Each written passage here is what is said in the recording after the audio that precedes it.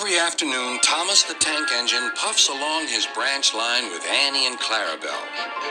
First, they pass the water mill. Next, they come to a big farm. Then, they can see a bridge with a village nestled either side of it. This is a special place. Whenever children hear Thomas coming along, they stand on the bridge waving until he is out of sight.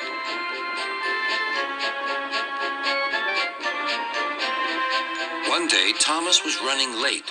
He had stopped at the signal before the bridge to talk to some new children. Percy the Green Engine was waiting too. "Hurry up, Thomas," called Percy when the signal dropped. "If you're late, Sir Topham Hatt may get a new engine to replace you." He would never do that, thought Thomas, but he was worried. Next day, Thomas hurried along the line.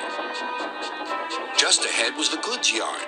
There, on the platform, was an inspector waving a red flag. Next, Thomas saw some children. They were waving too. Something must be wrong, thought Thomas.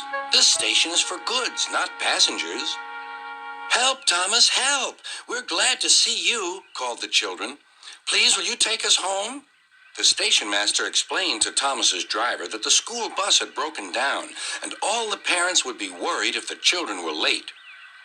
Thomas waited as the children walked down from the bridge.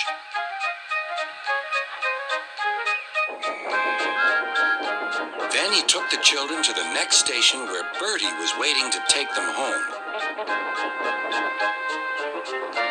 When Thomas finished his journey, he was very late. He was worried that Sir Topham Hatt might be cross with him. "I warned Thomas," puffed Percy to James. "He's been late one time too many. He'll be in trouble now." But next morning, when Thomas picked up his passengers, Sir Topham Hatt was nowhere to be seen.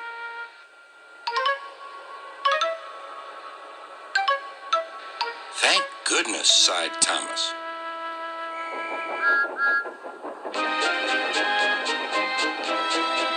Thomas knows every part of his branch line. Just ahead was a stretch where the hot sun had bent the rails on the track.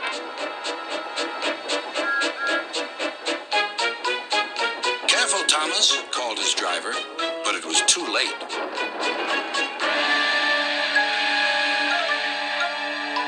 "That's done it," said his driver. "We shan't get any further today." "But what about my passengers?" asked Thomas. "Don't worry, they'll be looked after," replied his driver. While workmen repaired the line, Thomas had to shunt freight cars in the yard. Bertie came to see him. "I understand you need my help again." "Yes, Bertie," replied Thomas sadly. "I can't run without my rails." Bertie set off to collect Thomas's passengers.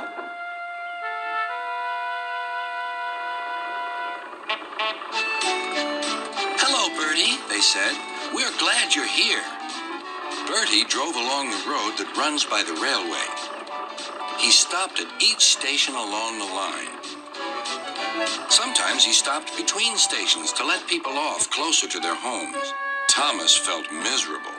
"I've lost my passengers to Bertie. They'll like him better than me." Sir Topham Hatt arrived. "Your branch line is repaired. I'm going to change your timetable so that you and Bertie can work together more." When Thomas reached the station, there to his relief were all his passengers.